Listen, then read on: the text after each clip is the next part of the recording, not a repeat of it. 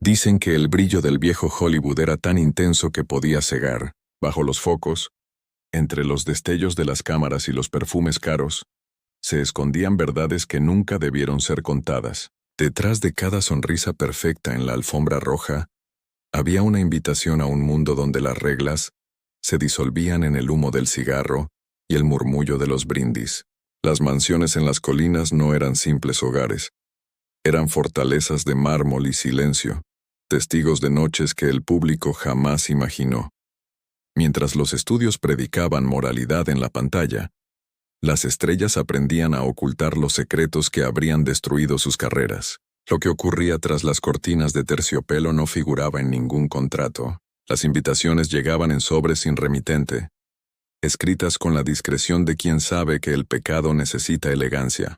Dentro, las reglas quedaban suspendidas. Afuera, el público soñaba con la perfección. Adentro, el verdadero espectáculo comenzaba. Gene Simmons llegó de Inglaterra, con un rostro que parecía esculpido por la inocencia, y un acento británico que hechizaba a los productores. Su entrada en Hollywood fue un sueño cubierto de flores, pero pronto descubrió que el perfume se mezclaba con veneno. En las colinas de Pacific Palisades, su esposo, Stuart Granger, organizaba lo que en apariencia eran simples fiestas de té, encuentros refinados con directores, actores y productores. Pero la elegancia era solo una fachada. Las copas reemplazaron a las tazas, las risas a las conversaciones cultas, y el té dio paso al deseo. Granger, mujeriego por instinto, veía cada reunión como una cacería, y Gene aprendió rápido que en Hollywood la inocencia era una fragilidad que costaba caro. Howard Hughes, su jefe en RKO, la acosaba con una obsesión enfermiza, irrumpiendo sin ser invitado, recordándole que su contrato era una prisión dorada de la que no podía escapar. Durante esos años, sus fiestas fueron su única conexión con la industria, un modo de no desaparecer. Otto Preminger, Marlon Brando, Richard Burton, todos pasaron por su sala de estar, atraídos por el misterio de aquella mujer atrapada entre la fama y la jaula invisible de un contrato. Mientras Granger la humillaba públicamente desapareciendo con otras mujeres durante sus propias fiestas, Gene sonreía para las cámaras, una sonrisa que escondía cansancio, furia y dignidad. Cuando el matrimonio se disolvió en 1960, las fiestas se apagaron con el mismo silencio con que habían empezado. Se casó después con Richard Brooks, un director que despreciaba el circo de Hollywood. Gene vivió hasta 2010. Una mujer elegante, reservada que evitaba hablar de su juventud. En su mirada quedaba el rastro de quien conoció el glamour y sus grietas. Janet Gaynor fue el rostro de la pureza en los años 20, la primera en ganar un Oscar a la mejor actriz. Pero esa estatuilla dorada brillaba sobre cimientos de secretos. Su matrimonio con Adrienne, el genio del vestuario de la MGM, era una alianza de conveniencia. Él obtenía apariencia heterosexual, ella, refugio ante los rumores sobre su orientación. En su casa de Hollywood, las fiestas eran un oasis para quienes no podían ser ellos mismos bajo el peso del código Hays. Allí no había cámaras, solo música, risas y miradas cómplices. Mary Martin acudía con frecuencia, y los rumores sobre su relación con Janet se extendieron como un susurro que nadie se atrevía a confirmar. En aquellas veladas, los juegos comenzaban inocentes, pero terminaban en silencios que lo decían todo. Janet sabía que cada encuentro era un riesgo, que la autenticidad podía destruir carreras enteras. Charles Farrell, su primer marido, también había sido parte de ese pacto tácito, una relación pactada por los estudios para mantener apariencias. Cuando se casó con Adrienne en 1939, repitió el patrón, pero ya sin culpa. Las reuniones continuaron, discretas pero intensas, un refugio para artistas, bailarines y diseñadores que buscaban aire en un mundo asfixiado por la hipocresía. Janet sobrevivió a Adrienne más de 2 décadas, hasta morir en 1984 tras un accidente automovilístico. Con ella se fueron historias que Hollywood aún no está preparado para escuchar. June Haber, la rubia platino de la 20th Century Fox, fue presentada como la sucesora de Betty Grable. Su sonrisa era la de un ángel, su mirada, la de una mujer en conflicto con su fe y sus deseos. Antes de retirarse en 1953 para ingresar en un convento, Sus fiestas eran una extraña mezcla de oración y tentación. En sus reuniones convivían sacerdotes y productores, monjas y actores, como si Dios y el pecado se sentaran a la misma mesa. Fred McMurray, quien más tarde sería su esposo, asistía desconcertado por la dualidad de June, mitad santa, mitad pecadora. Imponía un toque de queda temprano, no por virtud, sino por miedo a sí misma. Tras 8 meses en el convento, regresó oficialmente para cuidar a su madre, aunque en realidad volvía porque la santidad no la había salvado. Sus nuevas fiestas tenían un tono penitente, una atmósfera pesada de culpa y redención. En 1954 se casó con McMurray, y sus encuentros se transformaron en cenas familiares, tan correctas que parecían funerales de su pasado. June vivió hasta 2005 respetada y silenciosa, pero los que la conocieron recordaban aquellas noches de los 50, en las que intentó ser santa y pecadora a la vez, sin lograr ser ninguna completamente. Evelyn Keyes, la hermana menor de Scarlett O'Hara en Lo que el viento se llevó, fue una mujer mucho más fascinante fuera del cine que dentro de él. Su apartamento en Hollywood era el epicentro de las conversaciones más incendiarias de los años 50. Allí se reunían escritores prohibidos, directores vetados y actores que desafiaban al Comité de Actividades Antiamericanas. Evelyn no temía. Su segundo marido, John Huston, era tan brillante como destructivo, y sus peleas eran espectáculos tan caóticos que los vecinos apostaban cuánto duraría la calma. A sus fiestas acudían nombres que luego harían historia, pero que entonces eran marginados. Mike Todd, el futuro marido de Elizabeth Taylor, llegaba con maletas llenas de dinero, y Artie Shaw, músico y coleccionista de esposas, la deslumbraba con su encanto volátil. En sus memorias, la hermana menor de Scarlett O'Hara, publicadas en 1977, reveló parte de esas historias, pero confesó que había omitido lo más jugoso. Cuando la casa de brujas terminó, Evelyn se mudó a Europa, donde las fiestas se volvieron más refinadas, pero igual de libres. Murió en 2008, una de las últimas en recordar sin miedo los días en que Hollywood se jugaba la vida por guardar las apariencias.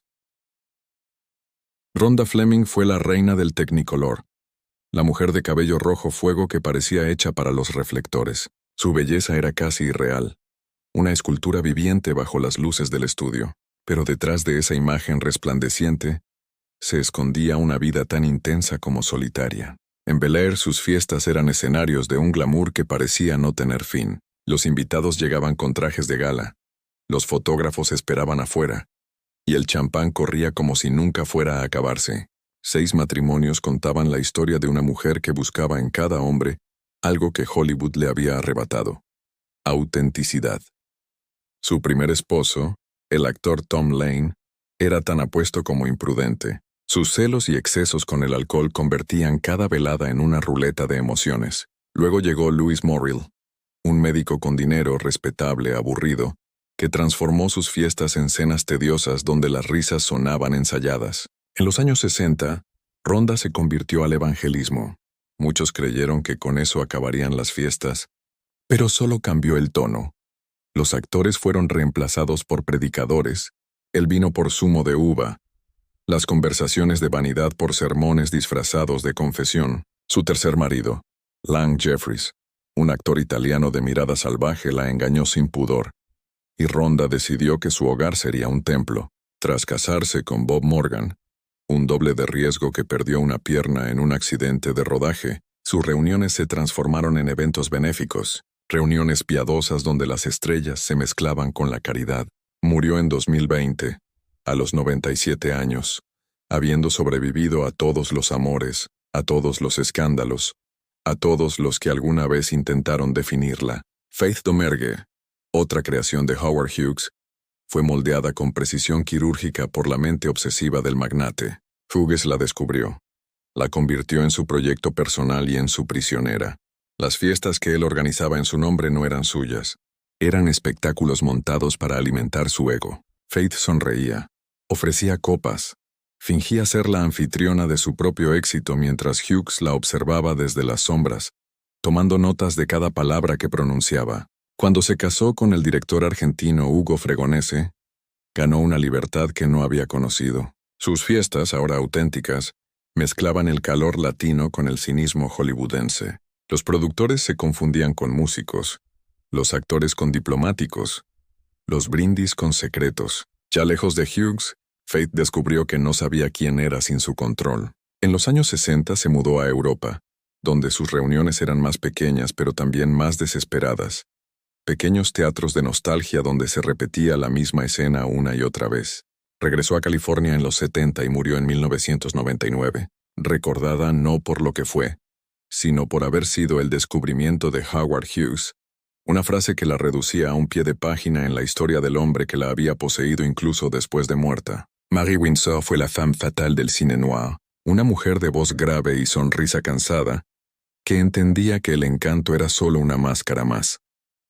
Lejos de Beverly Hills, en su apartamento de Nueva York, organizaba reuniones donde los actores secundarios, guionistas frustrados y técnicos olvidados, encontraban un refugio. No había joyas ni orquestas, solo risas sinceras y copas compartidas. Su esposo, Jack Hopp, agente de Yates, traía invitados directamente del puerto, marineros con historias imposibles que fascinaban más que los chismes de los estudios.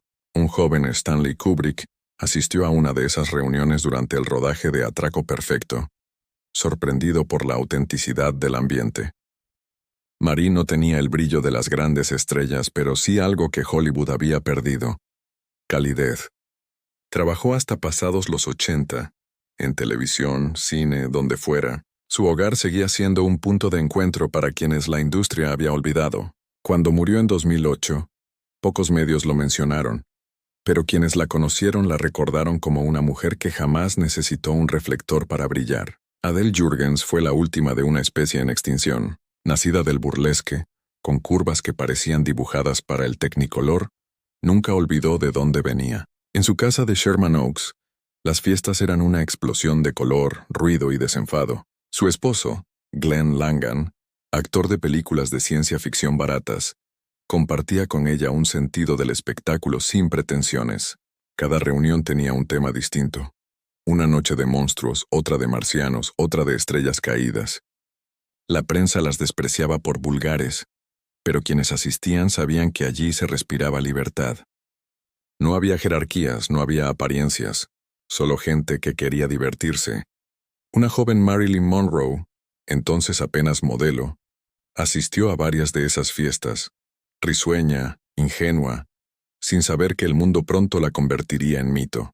Años después, cuando Adele ya vivía en el anonimato, esas fotos se volvieron reliquias de una era donde el sueño de Hollywood aún parecía posible.